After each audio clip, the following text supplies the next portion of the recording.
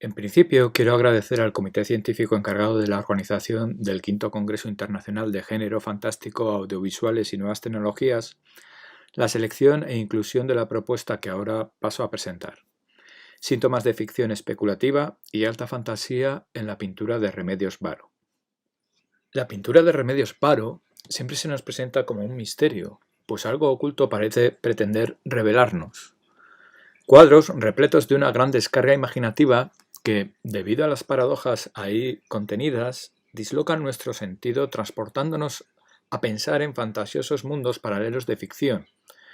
Por ello, más allá de pararnos a analizar la depuración técnica que destilan,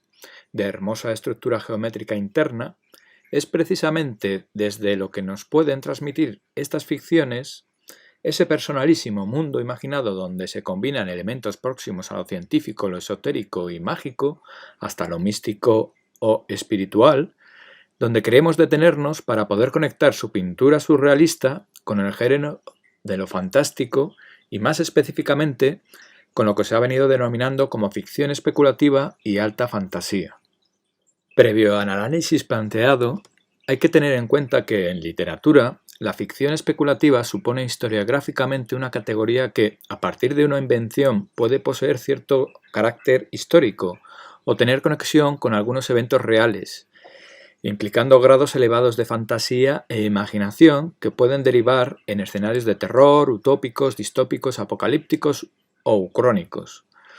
Y que la alta fantasía, teniendo mucho que ver con la anterior, además de la invención de un mundo imaginado, se caracteriza por infundir tintes épicos en los personajes que ahí aparecen, al propio tema o a la trama desde la que se urde y sustenta la historia que se describe. Ejemplos de ficción especulativa encontramos en novelas tan antiguas como Medea, de Eurípides, o en otras más recientes como El Señor de los Anillos, de Tolkien.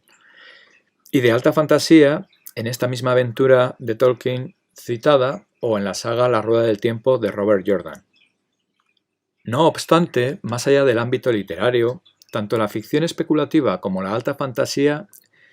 sí que pueden ser desarrolladas en medios icónicos de imagen en movimiento o secuenciales, como el cine, las series televisivas, los videojuegos, la novela gráfica o el cómic. Pero la lectura de este tipo de cuestiones aplicadas a una imagen fija como la pintura, desde su sentido tradicional, es mucho más conflictiva y compleja, pues depende más de la especulación aplicada de quien mira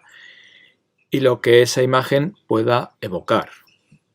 Aún así, durante la historia de la pintura sí encontramos acercamientos a un tipo de narrativa inserta en la concepción estructural de un espacio secuencial,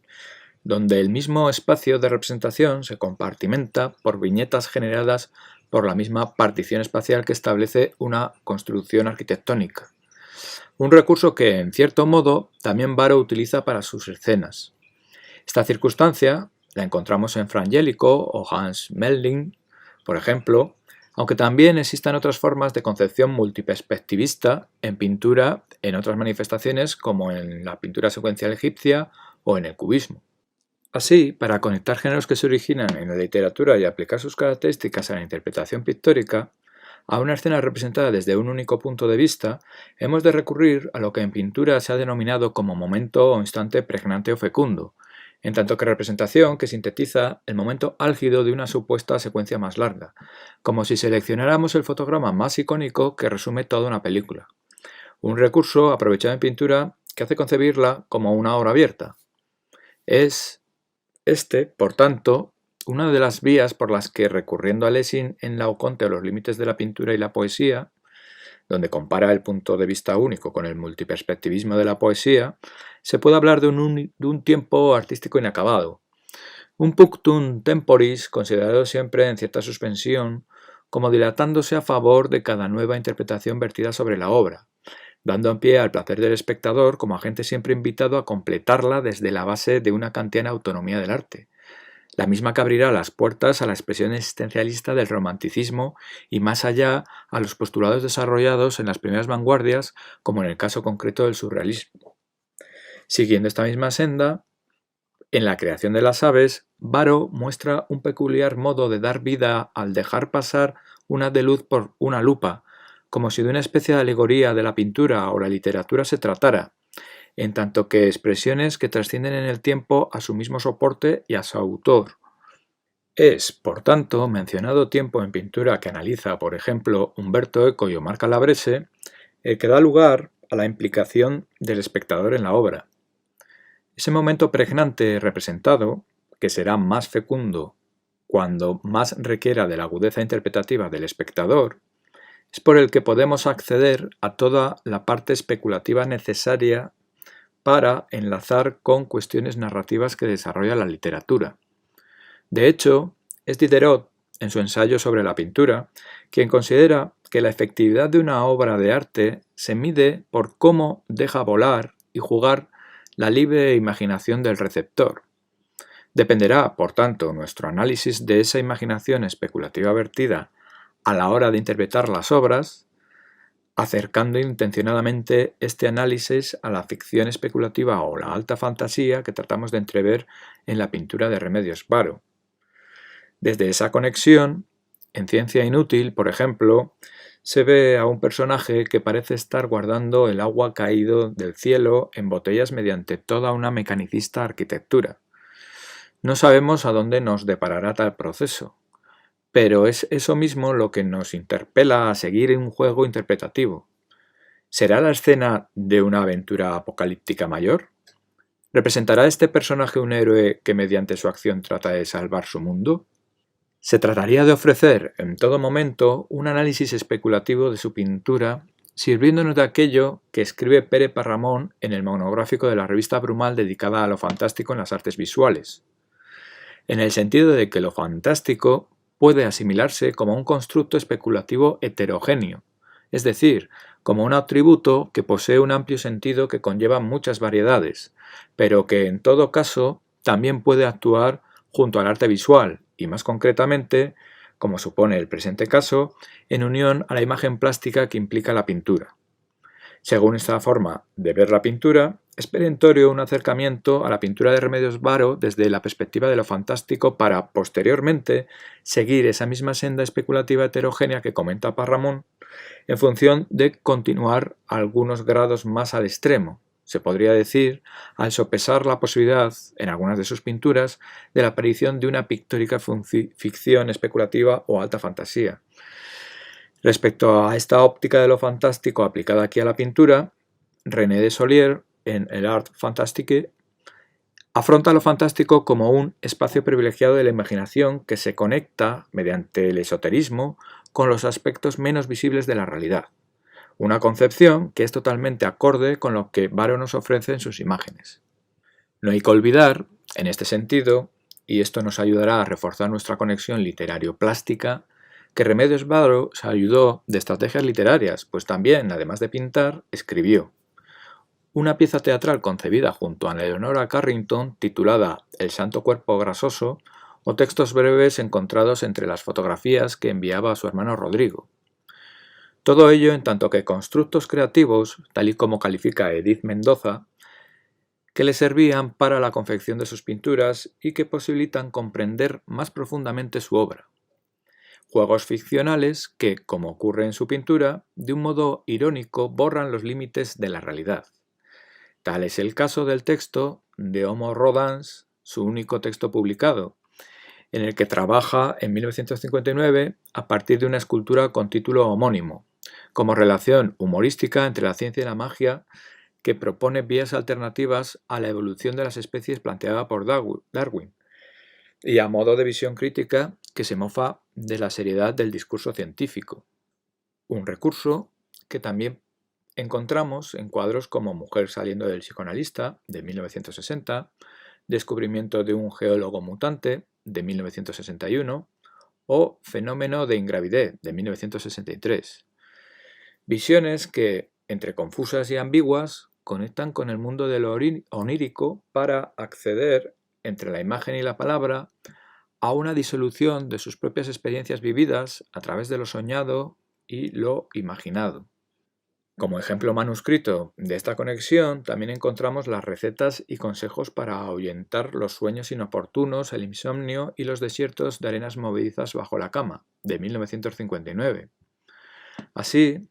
tal y como establecían los primeros postulados del surrealismo, el sueño es una inspiradora fuente repleta de imágenes que, a su vez, pueden resultar en psicológica terapia. Según esto, Baró, retomando elementos de sus pinturas y otros escritos, realiza una presentación irónica del tema como inducción al lector de cómo soñar con aquello que desea. Una acción que posee ciertos paralelismos con el cuadro Ritos extraños, coincidente en el tiempo, donde la cortina representa un desvelamiento, el tránsito de lo oculto a lo expuesto, o la visibilidad de lo invisible, o, como en este caso, cómo obtener la facultad visionaria suficiente para llegar al mundo onírico y danzar con él. Nos encontramos, pues, en un terreno ambiguo donde, al igual que indica Todorov en Introducción a la literatura fantástica, lo fantástico puede verse emparentado con lo extraño o con lo maravilloso, por ese mismo carácter inexplicado o no racionalizado de su obra, que nos conduce a un mundo sobrenatural que provoca gran extrañeza y que posee, de algún modo, ciertas semejanzas con realidades que están fuera de las fronteras de ésta. Así, la narración fantástica siempre nos presenta dos realidades que no pueden convivir. De ese modo, cuando esos dos órdenes, paralelos, alternativos, opuestos, se encuentran, la aparente normalidad en la que los personajes se mueven, reflejo de la del lector, se vuelve extraña, absurda e inhóspita. Y no solo eso, el fenómeno imposible es siempre postulado como excepción a una determinada lógica que organiza el relato, una lógica que no es otra